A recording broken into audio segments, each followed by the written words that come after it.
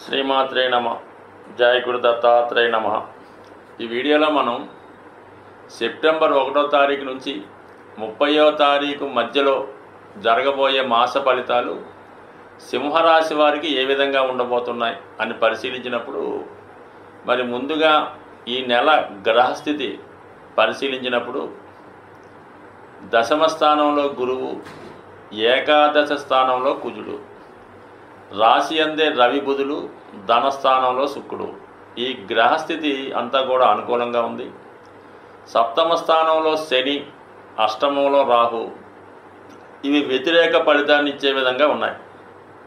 మరి వివరాల్లోకి వెళ్ళినప్పుడు ముఖ్యంగా సింహరాశి వారికి రవి రాశ్యాధిపతి అయితే కుజుడు యోగకారకుడు అవుతుంటాడు. సింహరాశి వారి బలం అంతా కూడా కుజుని యొక్క బలం మీదే ఆధారపడి ఉంటుంది. మరి అటువంటి కుజుడు చతుర్థ భాగ్యాధిపతిగా ఈ నెలంతా కూడా ఏకాదశ స్థానంలో ప్రయాణించడం జరుగుతుంది. సో మరి 11వ స్థానంలో కుజుడు రావడం వల్ల మరి సింహరాశి వారికి ఒక విధంగా అదృష్టయోగం పట్టినట్టే భావించాలి. కుజుడు కారకత్వాలైనటువంటి భూములు, స్థిరాస్తుల వలన, రక్త సంబంధీకుల వలన, మీ దగ్గర ఉన్నటువంటి సహాయకులు, మీ దగ్గర పనిచేస్తున్నవారు మీకు అన్ని విధాల సహాయ సహకారాలు అందిస్తూ మీ యొక్క అభివృద్ధికి కారణం అవుతూ ఉంటారు. ముఖ్యంగా చతుర్థ స్థానాధిపతి కుజుడు 11లోకి రావడం వల్ల మీ స్థిరాస్తి, భూముల యొక్క విలువ పెరగడం వల్ల మార్కెట్లో మీ యొక్క వాల్యూ పెరుగుతూ ఉంటుంది. గొప్ప వారిగా మీరు చలామణి అయ్యే అవకాశం ఉంది. అలాగే స్థిరాస్తుల మీద ఆదాయం కూడా మీ అవసరాలకు తగు విధంగా సమయానికి అందుబాటులోకి రావడం జరుగుతూ ఉంటుంది. సో ఇక భాగ్యాధిపతి లాభస్థానంలో ఉన్నప్పుడు అదృష్టం ద్వారా తండ్రి గారి ఆస్తి అవ్వచ్చు, తండ్రి గారి తరపు నుంచి అవ్వచ్చు, మీరు స్వయం కృషితో కష్టపడినటువంటి ధనం వల్ల మీకు సమయానికి ధనం వచ్చే అవకాశం ఉంది. ఏదైనా మొత్తం మీద ఈ రాశి వారికి రియల్ ఎస్టేట్ రంగంలో ఉన్న వాళ్ళకి, రాజకీయ రంగంలో ఉన్న వాళ్ళకి, స్వతంత్ర వృత్తుల్లో ఉన్న వాళ్ళకి చాలా విధంగా ఆర్థిక సహకారం లభించే అవకాశం ఉంది. పైపెచ్చు లాభస్థానంలో ఉన్నటువంటి కుజుడు ధనస్థానాన్ని వీక్షిస్తుంటాడు. ఈ కారణం వల్ల కుటుంబ సభ్యుల సహకారంతో పాటు కుటుంబ సభ్యుల ప్రోత్సాహంతో మీ యొక్క ఆదాయాన్ని పెంచుకుంటారు. మీ యొక్క వాక్చాతుర్యం పెరిగే అవకాశం ఉన్నది. సో ఇది ఈ విధంగా ఉంటే రవి రాశి అందే సంచరించడం వల్ల జాతకుడికి, సింహరాశి వారికి ముఖ్యంగా వ్యక్తిగత ప్రతిష్ట పెరుగుతుంది, వాళ్ళలో కాన్ఫిడెన్స్ పెరుగుతుంది, మీ రాజకీయ పలుకుబడి పెరుగుతూ ఉంటుంది. మీ కుటుంబంలో వారికి, అంటే మీ తండ్రి గారికో వ్యక్తిగతంగా మీకు కానీ, మీ సంతానానికి కానీ, అంటే ముఖ్యంగా మీ కుటుంబంలో ఉన్నటువంటి మగవారికి కీర్తి ప్రతిష్టలు పెరగడం వల్ల, వారికి తగిన గుర్తింపు రావడం వల్ల మీకు మంచి విజయం లభించే అవకాశం ఉంది. ఇక బుధుడితో కలిసి బుధాదిత్య యోగం ఏర్పడింది. సింహరాశి వారికి ధన లాభాధిపతి బుధుడు ఒక్కడే అవుతుంటాడు. అందువల్ల బుధుడి స్థితిని బట్టి జాతకుడు ఆదాయం, సేవింగ్స్ ఆధారపడి ఉంటాయి. అటువంటి బుధుడు రవితో కలిసి ఉండడం వల్ల జాతకుడు తన వ్యక్తిగత సామర్థ్యంతో, తన వాక్చాతుర్యంతో, తనలో ఉన్నటువంటి ప్రతిభ మూలకంగా ధనాన్ని సంపాదించే అవకాశం ఉంటుంది. అది నిజాయితీగా సంపాదించిన ధనాన్ని సద్వినియోగపరచుకునే అవకాశాలు చాలా బలంగా ఉన్నాయి.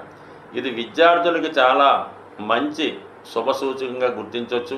వాళ్ళకి గుర్తింపు వస్తుంది, ప్రభుత్వ స్కాలర్షిప్ కూడా వచ్చే అవకాశం ఉన్నది. సో ఈ విధంగా బుధాదిత్య యోగం ఉపయోగపడుతుంది. మరి లాభస్థానంలో కుజుడు చాలా హెల్ప్గా ఉంటాడు. ఇక ధనస్థానంలో ఉన్నటువంటి శుక్రుడు నీచ స్థితిలో పొంది కేతుగ్రహంతో కలిసి ఉండడం వల్ల కుటుంబంలో ఏదో ఒక శుభకార్యం జరుగుతూ ఉంటుంది. కుటుంబంలో ఒకరు మీ యొక్క అభివృద్ధికి ఆటంకంగా ఉంటూ ప్రతి క్షణం మిమ్మల్ని విమర్శించే అవకాశం ఉంది.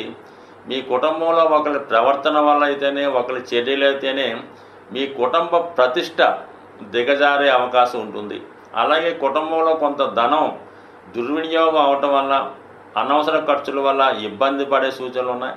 చిన్న సమస్యని పెద్దదిగా చేసి మీ కుటుంబం యొక్క ప్రతిష్టని దెబ్బతీసే విధంగా కొంతమంది ప్రయత్నం చేసే అవకాశం ఉంటుంది. కాబట్టి అటువంటి వారికి తావివ్వకుండా మీరు ఏదైనా చేయవలసిన కార్యక్రమం, మీ కుటుంబ బాధ్యతలు ఏమైనా మిగిలి ఉంటే అది వివాహం ద్వారా అవ్వచ్చు, లో ఏదైనా పుణ్య కార్యక్రమాలు, పుణ్యతిథి, పెద్దలు పెట్టే కార్యక్రమాలు లాంటివి ఏమైనా పెండింగ్ ఉంటే ఈ సమయంలో మీరు అవి నిర్వహిస్తే మంచిది. ఎందుకంటే మీకు రాబోయే మంచి స్థితి, ధనం కానీ, పేరు కానీ చిన్న చిన్న కారణాల వల్ల ఆగిపోయే సూచనలు ఉన్నాయి. కాబట్టి ఏమైనా పుణ్య కార్యక్రమాలు చేయవలసి ఉన్నా, లేదంటే మీ కుటుంబంలో ఎవరికైనా వివాహం ఆలస్యం అవుతున్నా ఈ సమయంలో ప్రయత్నం చేయడం వల్ల అవి మీకు పూర్తయ్యే అవకాశం ఉంది. మీరు మళ్ళా మంచి గుర్తింపు, దైవ బలం, దైవ అనుగ్రహం కూడా పొందే అవకాశం ఉంది. ముఖ్యంగా మరి ఏంటంటే గురువు దశమ స్థానంలో ఉండడం అనేది ఉద్యోగంలో మార్పుకి కొంత కారణం అవుతుంది. అంటే ప్రస్తుతం మీరు చేస్తున్నటువంటి వృత్తిలో కాకుండా వేరే డిపార్ట్మెంట్లోకి మారడం కానీ, ఒక గౌరవప్రదమైన వృత్తిలోకి రావడం కానీ జరిగే అవకాశం ఉంది. లేదా మీరు ప్రస్తుతం చేస్తున్నటువంటి వృత్తి కంప్లీట్గా విడిచిపెట్టి వేరే ప్రొఫెషన్లో కూడా మారే సూచనలు కనబడుతున్నాయి. అది ఎక్కువగా ఏంటంటే న్యాయవాది వృత్తిలో ఉన్నవాళ్ళు, విద్యా సంస్థలు నిర్వహిస్తున్న వాళ్ళు, రాజకీయ రంగంలో ఉన్నవాళ్ళు కంపల్సరిగా కొంతవరకు మీ యొక్క ఉద్యోగ విషయాలు మారే అవకాశం ఉంది. అది గతంలో కన్నా గౌరవప్రదంగా ఉండే అవకాశం ఉంటుంది. కాబట్టి ఏమాత్రం ఇబ్బంది పడక్కర్లేదు. అలాగే మీకేమైనా వారసత్వంగా గవర్నమెంట్ ద్వారా కానీ, రాజకీయం ద్వారా కానీ, ఏదైనా ఒక పెద్ద సంస్థ ద్వారా ఏదైనా పదవి, నామినేటెడ్ పోస్ట్ కానీ, వారసత్వంగా వచ్చే పదవి కానీ రావాల్సి ఉంటే మరి ఈ సమయంలో మీకు వచ్చే అవకాశం ఉంది. కాబట్టి ఆ విధంగా కూడా కొంతవరకు ప్రయత్నం చేస్తే మంచిది. అయితే ఇవన్నీ అనుకూలంగా ఉన్నప్పుడు కూడా మిమ్మల్ని ఏదో విధంగా అప్రతిష్ట పాలు చేయాలని, మీ యొక్క వ్యక్తిగత ఇమేజ్ని దెబ్బతీయాలని కొంతమంది ప్రయత్నం చేస్తూ ఉంటారు.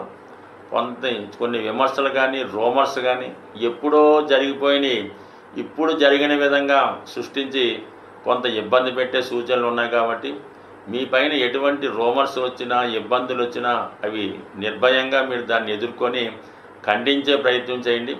సరే వాళ్ళే పోతారులేని మౌనంగా ఉంటే కొంతవరకు అవి జనాలు నిజమని నమ్మి మీ యొక్క ఇమేజ్ని పాడు చేసే అవకాశం ఉంటుంది. కాబట్టి సాధ్యమైనంత వరకు ఎటువంటి విమర్శనైనా, అపవాదనైనా తిప్పికొట్టే ప్రయత్నం అయితే చేయండి.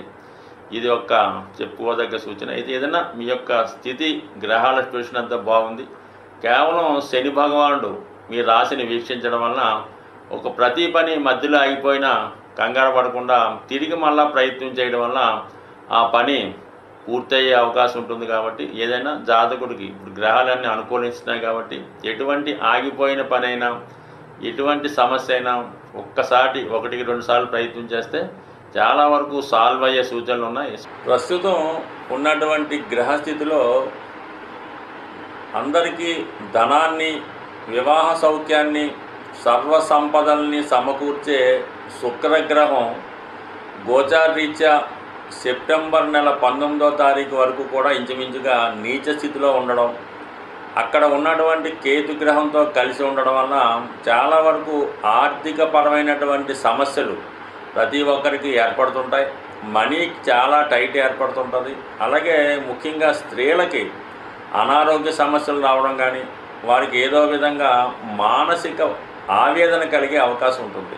చాలా వరకు భర్తలు చేసే కార్యక్రమాలు, పిల్లలు కరెక్ట్గా లేకపోవడం వల్ల కూడా ఈ సమయంలో స్త్రీలు చాలా మనోవేదనకి గురవుతూ ఉంటారు. అంటే శుక్రుడు గోచారీత్యా బలహీనం అయినప్పుడు అది స్త్రీల మీద, స్త్రీల యొక్క ఆరోగ్యం మీద ఎక్కువ ప్రభావాన్ని చూపడం జరుగుతుంటుంది. సో దాని కొరకు మనం బయటపడాలి, ఆర్థిక సమస్యలు మనకి లేకుండా ఉండాలంటే ప్రతి ఒక్కరూ కూడా ఈ సమయంలో కులదేవత అంటే వాళ్ళ యొక్క కుల దైవాన్ని, లేదంటే అమ్మవారిని, ఇంకా అందరికీ అనుకూలమైనటువంటి లక్ష్మీ అమ్మవారిని విధి విధానంగా పూజించుకోవడం అన్నది మంచిది. అయితే ముఖ్యంగా శుక్రవారం రోజు ప్రతి ఒక్కరూ కూడా నియమంగా ఉంటూ ఆ రోజు ఏదన్నా మీకు దగ్గరలో ఉన్నటువంటి అమ్మవారి ఆలయంలో మనకి కుంకుమార్చన చేయించుకోవడం, ఆ రోజు విధి విధానంగా నియమంగా ఉండడం, వీలైతే ఆ రోజు పులుపుతో సంబంధించినటువంటి వస్తువులు విసర్జించి ఆ రోజు 99% క్యాష్ రూపంలో ధనాన్ని ఖర్చు పెట్టకుండా ఉండాలి. ఎవరికైనా సరే బంగారు వస్తువులు ఏరివేయడం అటువంటివి చేయకూడదు. అలాగే డబ్బు ఖర్చు పెట్టకూడదు. అంటే ఇంచుమించుగా ఫోన్పే, గూగుల్ పే లాంటివి కూడా చేయకుండా మీకు శుక్రవారం ఎర్లీ మార్నింగ్ 4 గంటలకి మీ బ్యాంక్ బ్యాలెన్స్లో కానీ, మీ పేటిఎంలో కానీ ఎంత ధనం ఉందో మించుమించుగా మళ్ళీ మన్నాడు వరకు అదే ధనం ఉండాలి తప్ప ఒక్క రూపాయి కూడా బయటికి వెళ్లకుండా ఉండాలి. అలాగే ఆ రోజు చాలా వరకు ఏదైనా బంగారు వస్తువులు తాకట్టు పెట్టడం కానీ, ఎవరికన్నా ఎరువు ఇవ్వడం కానీ ఇలాంటివి చేయొద్దు. అలాగే ఆ రోజు సాధ్యమైనంత వరకు చాలా శుభ్రంగా ఉండడం వల్ల లక్ష్మీదేవి యొక్క కటాక్షం మీకు అందరికీ కలిగి శుక్రగ్రహ అనుగ్రహం లభించే అవకాశం ఉంది. సో ఇంకా మనకి ఆర్థిక సమస్యలు చాలా ఇబ్బంది పెడుతున్నాయి, మనకి సమయానికి ధనం రావడం లేదు అనుకున్న వాళ్ళు ఈ చిన్నపాటి రెమెడీ మీరు దీంతోపాటు ఇంచుమించుగా ఈ సెప్టెంబర్లో వచ్చే శుక్రవారాలు అంటే ఒక 6 శుక్రవారాలు నియమంగా పెట్టుకోండి. ఆ రోజు సాయంకాలం వేళ అంటే ఇంచుమించుగా సంధ్యా సమయంలో 6 గంటలు 6:30 సమయంలో మీకు దగ్గరలో ఉన్నటువంటి హనుమాన్ టెంపుల్కి దర్శించి ఆ టెంపుల్లో 6 గులాబీ పువ్వులు మరి స్వామికి అలంకరణ నిమిత్తం ఇవ్వడం వల్ల మీరు అక్కడ 6 ప్రదక్షిణలు చేయడం వల్ల అనుకూలించే అవకాశం ఉంది. అలాగే హనుమాన్ టెంపుల్లో ఉన్నటువంటి సింధూరాన్ని తెచ్చుకొని మీరు ప్రతిరోజు దాన్ని బొట్టుగా తిలకంగా ధరించడం వల్ల కూడా మీ ఆర్థిక పరమైనటువంటి సమస్యల నుంచి బయటపడే అవకాశం ఉంది. సో అలాగే వీలైన వారు లక్ష్మీ అష్టోత్తరాన్ని దాంతోపాటు విష్ణు సహస్రనామాన్ని కూడా పారాయణ చేయవలసి ఉంటుంది. అలాగే మరి శుక్రుడు కేతుగ్రహంతో కలిసి ధనానికి ఇబ్బంది పెడుతుంటాడు కాబట్టి గణపతికి సంబంధించినటువంటి గణపతి అష్టోత్తరం కానీ గణపతిని గరికతో అర్చన చేయడం కానీ చేయవలసి ఉంటుంది. సాధారణంగా చాలామంది కేవలం లక్ష్మీ అమ్మవారిని మాత్రమే ప్రార్థించి పూజించి మరి విష్ణుమూర్తిని మర్చిపోవడం జరుగుతూ ఉంటుంది. ఎట్టి పరిస్థితుల్లో కూడా మీరు విష్ణుమూర్తి యొక్క అనుగ్రహం పొందితేనే లక్ష్మీదేవి మీకు అనుగ్రహిస్తుంది తప్ప కేవలం కనకదార స్తోత్రం, లక్ష్మీ స్తోత్రం, శ్రీ సూక్తం చదివినంత మాత్రాన్ని సరిపోదు. దానికి కలిపి ఖచ్చితంగా మీరు విష్ణు సహస్రనామాన్ని కూడా పారాయణ చేస్తేనే మీకు లక్ష్మీదేవి అనుగ్రహం 100% లభిస్తుంది. ఎవరైతే శుచిగా శుభ్రంగా ఉంటారో, ఎవరి గృహం అయితే చాలా లక్ష్మీకళతో చాలా శుభ్రంగా ఉట్టిపడుతుంటుందో వాళ్ళకే లక్ష్మీదేవి అనుగ్రహం కలుగుతుంది. అలాగే వస్త్రధారణలో కూడా 99% అవకాశం ఉన్నవాళ్ళు ఒకరోజు ధరించినటువంటి వస్త్రాల్ని మళ్ళా తిరిగి మర్నాడు ధరించకుండా ఉంటేనే మంచిది. దాన్ని ఏదో తడిపి కానీ మళ్ళీ కొత్త కానీ ఇస్త్రీ చేసి కానీ వేసుకుంటే మంచిది తప్ప ఒకరోజు విడిచిపెట్టినటువంటి వస్త్రాలు ఖచ్చితంగా 2వ రోజు కానీ 3వ రోజు కానీ అలాగే వాడకుండా ఉంటేనే మంచిది. కొంత ఇబ్బందికరమైన ఈ నియమాన్ని మీరు కరెక్ట్గా రెగ్యులర్గా పాటిస్తే ఆటోమేటిక్గా మీకు లక్ష్మీ అనుగ్రహం లభిస్తుంది. మీ యొక్క ఆర్థిక సంపద కూడా పెరిగే అవకాశం ఉంది. ఈ కొద్దిపాటి రెమెడీ కష్టమైనా ఆచరించి చూడండి, విజయం మీకే లభిస్తుంది. స్వస్తి.